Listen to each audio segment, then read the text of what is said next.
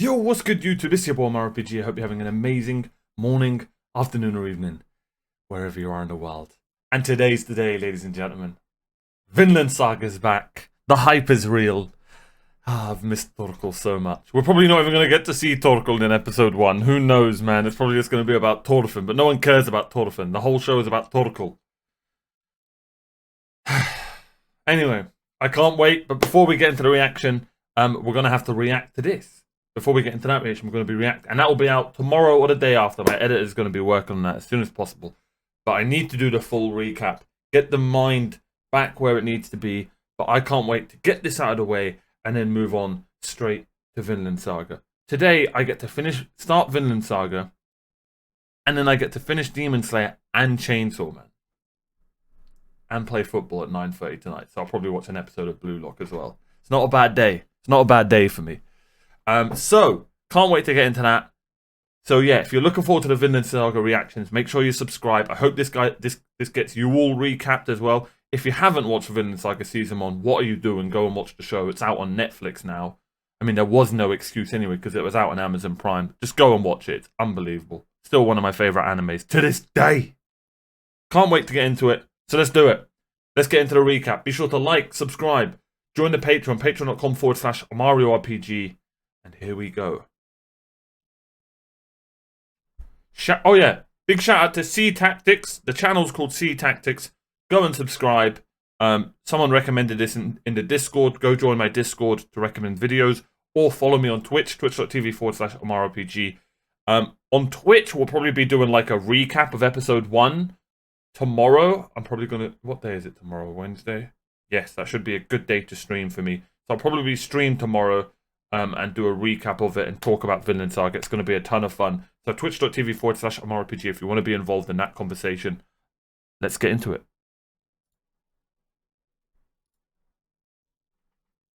Most anticipated of 2023. So here is your no-nonsense recap Let's hope it's a good Vinland recap. Saga Season 1. As always, if I miss anything, let me know in the comments, and of course, murder the subscribe button because it killed your family and you're out for revenge. Also, Thorkel's kind of behind you.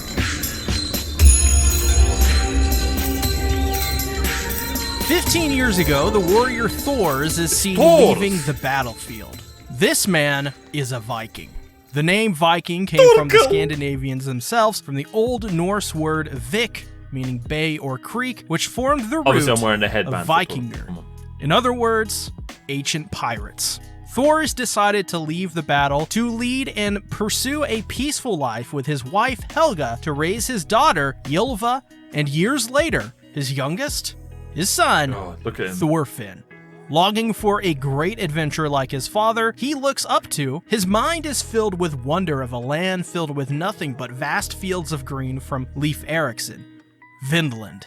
However, one night, a slave breaks free from his owner and drags himself through the cold and harsh snow to freedom, to the doorstep of Thors' home. Taking in the slave, the next day they are visited by the slave's owner, I wonder if Halfdan's going to be in Season 2. This guy showed up and just gave me main enemy material, and then we never saw him again, I don't think. Let me know if we did, but... Obviously, looking for his slave, knowing he must likely have come to this village, he begins to question. However, Thors is a changed man from his Viking days, as he instead buys the slave for a much higher price than what he would otherwise be worth, only for him to die the same night. Thorfinn, witnessing this, only sees his father as someone larger than life. Someone who he would give anything to be like. Thors was Thorfinn's hero. While this happens, the war machine keeps raging on as England and Denmark are locked in an intense back and forth, and the Vikings are eager for more men in a war they are losing. Loki, the leader of the band of Yam's Vikings, seeks out Thors. He was not allowed to escape battle, and since he departed the war front, it was either be killed where he stands or join his former Vikings in war. The former troll of Yam decides to join them to spare his village and family being massacred by Vikings. However, The Jomsvikings re-enlist Thors, and as well some of the villagers who are excited for war, not realizing really what war means or He was a good any of character this. as well. While this is happening, Floki goes to the Viking Askelad, which they then plot to kill Thors, along with the villagers who join them there, not being spared for his desertion. I hate this guy. I love this guy. He's a piece of shit. He's actually a really great guy. Everything about him I despise. Everything about him is actually pretty cool. And that sums him up. 15 years ago, as per the rules. Setting sail to their inevitable doom, or rather, they think, as Thors plans to simply ditch them as to not subject them to any war. This is imperative, as while at sea, Thors fight any war. They think, as Thors plans to simply ditch them as to not subject them to any war. This is imperative, as while at sea, Thors finds his young son Thorfinn stowed away in the ship. Angry, initially, Thors enjoys his time with his son as he knows this likely will be his last. Then, stopping to resupply, they are led into a trap by the Jomsviking leader, Floki. Thors then faces off against the Jomsviking alone, even taking on an enraged Bjorn who is under the influence of a mushroom, which makes him go berserk. Surprisingly, Thors is very capable, only incapacitating his enemies, not killing them. He even defeats an enraged Bjorn in surprising fashion until he finally makes his way to the dastardly Askelad.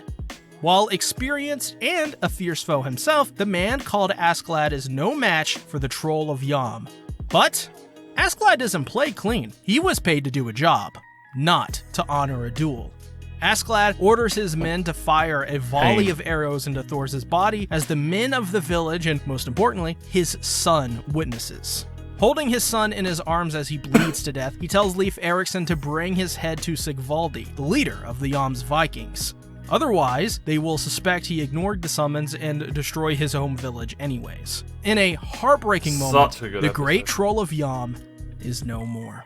Later, breaking away, Thorfinn vows revenge and boards one of Askelad's ships, and he promises to one day murder Askelad, even if it's the last thing he'll ever do. As they land in England, the Vikings brutally pillage a village, and in the night when Thorfinn could have easily killed Askelad, he fails to do so, because he couldn't do it. So Thorfinn goes into the woods to train and instead challenges Askelad to, of all things, a duel. While defeated time and time again, Askelad realizes that he could use him in their group if trained and experienced enough.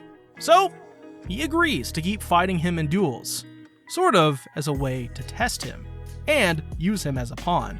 Continuing to follow along, Thorfinn is shocked at how savage these men are, though for Askelad, it's all business as usual as he makes a deal with the Danish to join their side of the war. Now, the Vikings are mercenaries. Slaughtering their enemy later that night, Thorfinn in the battle is saved by Askelad when nearly being killed by an enemy swordsman. Though, as the battle progresses, Thorfinn brandishes the blades his father used and kills his first man. Sealing his fate, Thorfinn would eventually join Askelad's band of Vikings, and for years they would continue to hone his skills in battle, eventually facing off countless times with Askelad in duels. So much so that his band of Vikings come to look forward to these duels. Though, as time continues to progress, Thorfinn finds himself in battle once more, and, like many times prior, is injured. Though what makes this different is that an English family, a mother and a daughter, rescue and tend to Thorfinn's injuries. In a way, sort of taming the beast that is Thorfinn's heart, even if for a moment. Though, this would all end when Askelad's men would land after given the signal by Thorfinn and raid and pillage the village. All the while, once again, Thorfinn realizes what his actions have just caused. However, as King Sweyn withdraws from England, the invasion of England is officially on hold, and so seeking jobs and contracts, Askelad goes to France. There, Askelad uses Thorfinn for an important role to negotiate with the leader of the French army, Jabez. Their new job is to simply defend the French fort from attack, which they are indeed successful in thanks to Askelad. Fooling the French, I could make a joke here about the French, but I won't. They loot their fort of treasure and make haste fooling the Jabath, and in turn promising Thorfinn another duel with Askelad. Now with more capital, Askelad makes his way to Yorm's village, demanding his men drink for their job well done. And more importantly, granting... Give it a bit and we'll get to the end to it, but you've got to let me know, what was your one favourite episode? You all know mine, but what was your one favourite episode? And if someone said your episode, then like their episode, and I'm curious as to what episode will get the most likes. Thorfinn his one duel. Once again, Thorfinn is defeated. This time, Askelad does so by making Thorfinn angry, causing his attacks to be reckless, and thus easy to read, defeating the young lad. Choosing to stay on the ship that night while his comrades celebrate, Thorfinn talks with a Yorm's slave, Hordaland, the former daughter of a lord that was defeated and thus was sold into slavery. The two have quite an interesting conversation where, as he feasts on the plate that she was ordered to send him, asks if he is a thrall for Askelad. However, Thorfinn replies that he is a warrior who is free.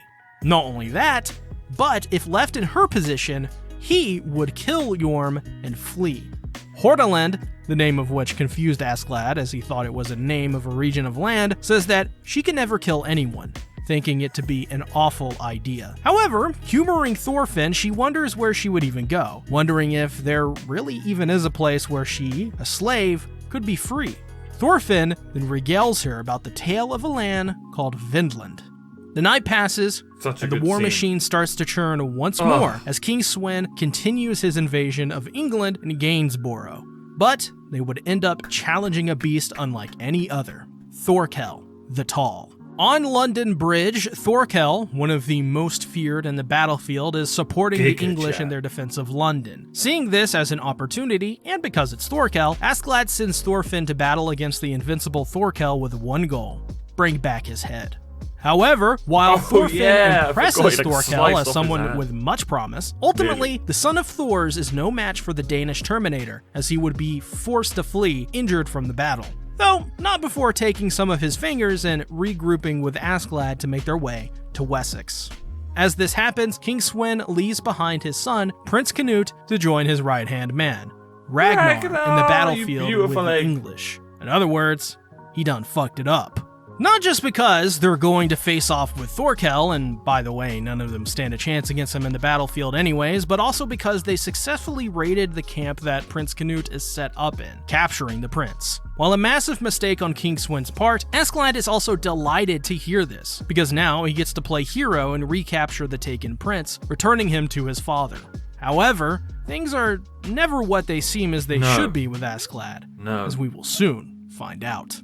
Now with his hostages, Ragnar and Canute, Thorkel continues his unrelenting march to Sweyn's army to take advantage of the situation or simply kill them all. However, Thorkel, being a monstrous, bloodthirsty sentinel, decides to release Ragnar and Canute to the Danish soldiers because he knows they cannot win, especially when fighting Thorkel in close quarters. Though, Askelad uses this as an opportunity to set fire to the forest, confusing both the Danish soldiers and the invincible Danish brute, allowing Thorfinn in the confusion to capture Ragnar and the young prince. Interestingly enough, however, Thorkel, realizing this, doesn't want his soldiers to fall to Thorfinn, as he knows he can probably just slaughter them all. So he simply opts to allow them to enact their plan. After all, it does not matter. Thorkel has plans for them. Now, with Prince Canute, Thorkel is in pursuit of the band of Vikings and is not relenting.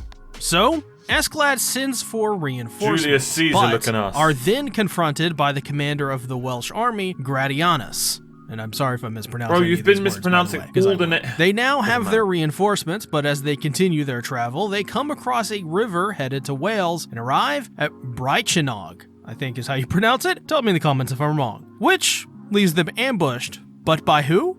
Oh, the messengers of Brychenog. The leader of the group, Asser, speaks a different language that nobody but Askelad understands. Calling their people Danish barbarians, nice racism Askelad, Asser refuses to remove his troops as he feels insulted by Asklad's values. Nice, almost racism, but flirting pretty close, Asser. So Asser then plans to use Canute as a shield. Though, for Askelad, this is all just an act, and he has a plan that he keeps hidden until the right moment. He then tells Canute to make a speech, say literally anything, to frighten the others and wound up the spirit of Askeladd's men. Instead, the cowardly and timid prince hides behind Ragnar, which the latter then suggests as he speaks for the prince, though Askelad remains firm, saying it's Canute's moment to act, not Ragnar's. Eventually, now at Mercia, they decide to join the Danish in Gainsborough. Crossing northern Mercia, they experience the harsh cold climates of the area. But it must be done as Thorkel is still tracking them. This is where one of the most shocking moments in Season 1 comes when they stumble upon a village of Christians. One being the Angel of Vinland Saga.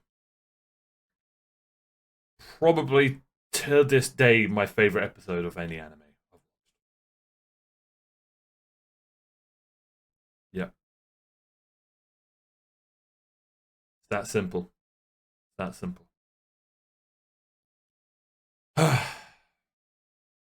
Probably the best character as well. One episode character I can think of. No one else comes to mind. Being a girl who stole a gold ring and is keeping it hidden for her sins. Sadly, Askelad and his men find them and, well, they do what they do best. Pillage and murder everyone in the village, even the children, burying them in a mass grave. This was done to keep their secret from getting out. Though, as they arrive, the girl who stole the ring is at the hollowed out tree, toiling away with her ring as if it were a toy and kind of seeking forgiveness all at the same time. She is the only survivor, and the reason Thorkel is able to track down Askelad much quicker. Thorkel now heading to Askelad's direction, the English nobles are tired of war and are vying to accept a Danish warrior. While this is happening, English soldiers find Askelad's men, though Askelad has a plan. Wanting Canute to get over his ways and mature him much further, they go through with a plan to murder Ragnar in cold blood, pinning the blame on one of the English. However, Ragnar before his death reveals something truly horrifying. King Swin's plan to kill his own prince son, Canute, all in the name of politics and putting his older brother into power. Askelad, on the other hand, starts to torture the captain of the English they just wiped out. He wants to know how they were able to find and track him down. Though, while this is happening, Thorkel's ever-looming presence interrupts him. Turns out that while this is happening, and with the fear of Thorkel approaching, Askelad's men begin to plan a betrayal and mutiny of Askelad. If you can't beat him, join him.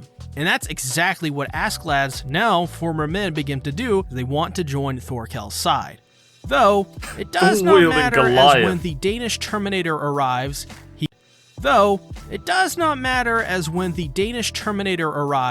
he kills them all.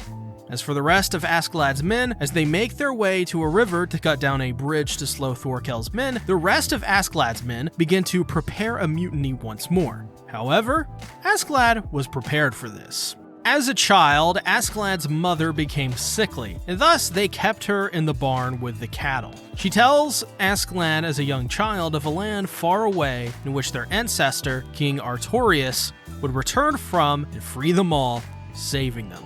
As he recounts this tale, Askelad reveals his deep-seated hatred for the Danish to his Danish soldiers and kills two of them almost immediately. Bjorn, now with Thorfinn, Canute, and the priest, are chased by Thorkel's warriors as Askelad is left to deal with the rest of his former band of Vikings. Though while on the sleigh, they escape and eventually crash, and Thorfinn, not wanting anyone to kill Askelad, gets on a horse to head back to defend him. The latter handles himself actually rather well, taking out much of his men, but is ultimately hit with a volley of arrows, crippling his movements.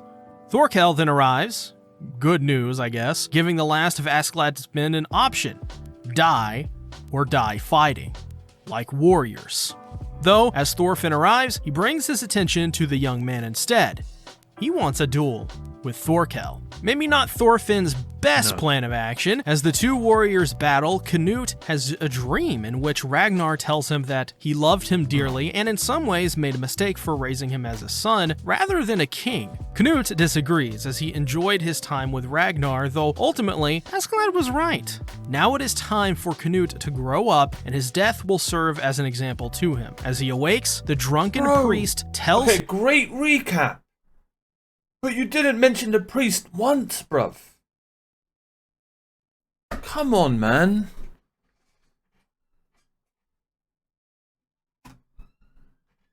Ragnar did none of that out of love, and then the two discuss the differences between love and discrimination. How man discriminates, but the nature and the world around them really does not.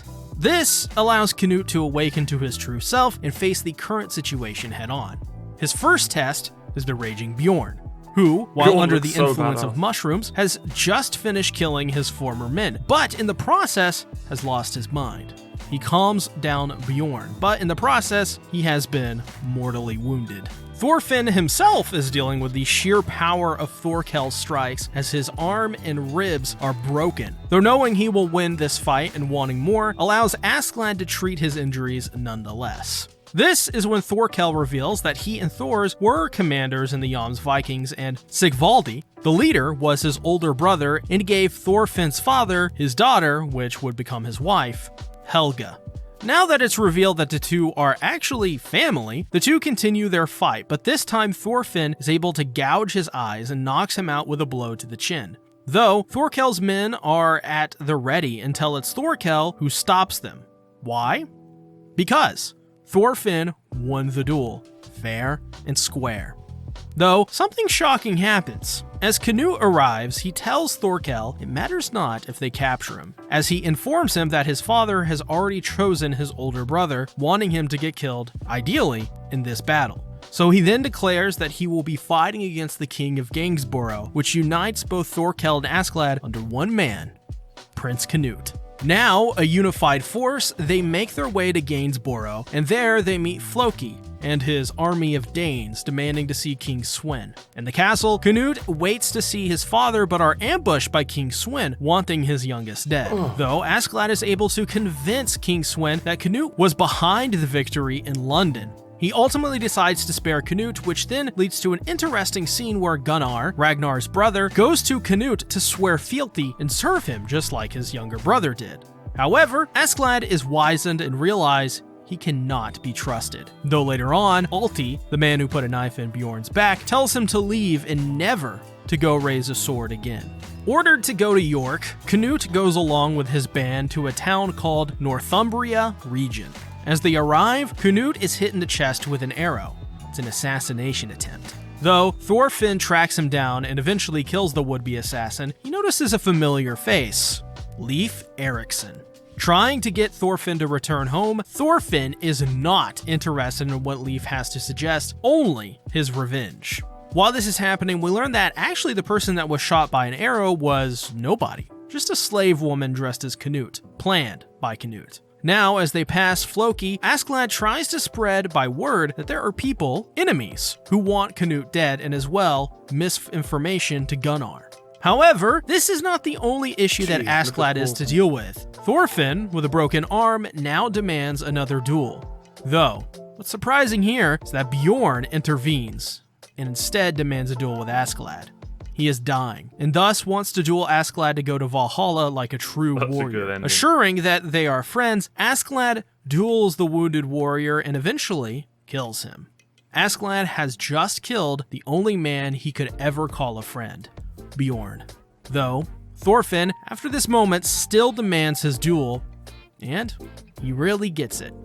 Boy, does he get it. Throwing away his sword, Thorfinn angrily attacks Askelad, but instead, Askelad once again beats the boy within an inch of his life. Askelad has just taken out his feelings of Bjorn's death onto Thorfinn. Poor boy never stood a chance.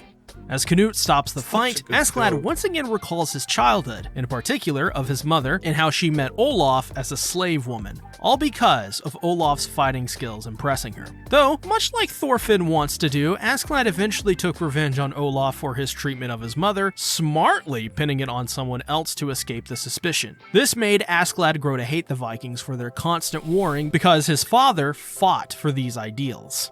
Thorfinn, in the process, has learned nothing from Askelad or his experience traveling with his band of Vikings. Thorfinn is the very embodiment of Olaf, his father, and thus, he hates that. Askelad still supports Canute, however, because he is the most fit to rule, the most fit to be the king of the Vikings. However, on the flip side, King Sweyn tries to deal with the situation he's created about the assassination attempt on Canute's life. He praises not only Thorkel, but as well Canute while addressing elders of Denmark. He even gives Mercia, a very important part of England, to Canute as they plan to attack Ireland for revenge. In particular, what went down with King Harold and Brian Boru. Believing his plan is coming to fruition with Canute, he is shocked when King Sweyn announces his plans for Wales, as they want to snuff out any possible rebellion. As this is happening, Thorfinn, beaten and broken in jail, is visited by Leif Erikson, who begs him to come home to Iceland. Though, at the council, Floki once again manipulating the situation informs Sweyn of the way Askelad feels about his opinions on Wales. Though, this shows that Askelad has too much of a weakness for the Welsh people, in Sweyn's opinion. So, Askelad tries to come up with some kind of plan to stop Sweyn, eventually telling Thorkel that his mother was Welsh and swearing to keep it a secret only to be called before King Sweyn. As he's rewarded by King Sweyn for his efforts, he asks the king about his orders to deal with Wales. He tries to convince Sweyn to not do it, as the country is poor and instead would rather broker peace. So Sweyn gives him two options: Wales or Canute. But if he chooses Wales, then he must kill Canute himself. While this is happening, Leif Erikson fails to convince Thorfinn to come home. Askelad then denounces Sweyn and draws his blade, declaring Askelad's real identity as Lucius Artorius Castus, the heir to Britannia. Askelad then beheads Sweyn.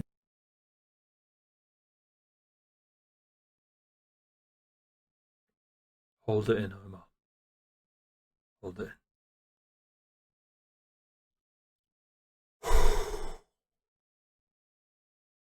That was a tough one. That was a tough one. I did well holding that in. The heir to Britannia? Are you kidding me? Who says that?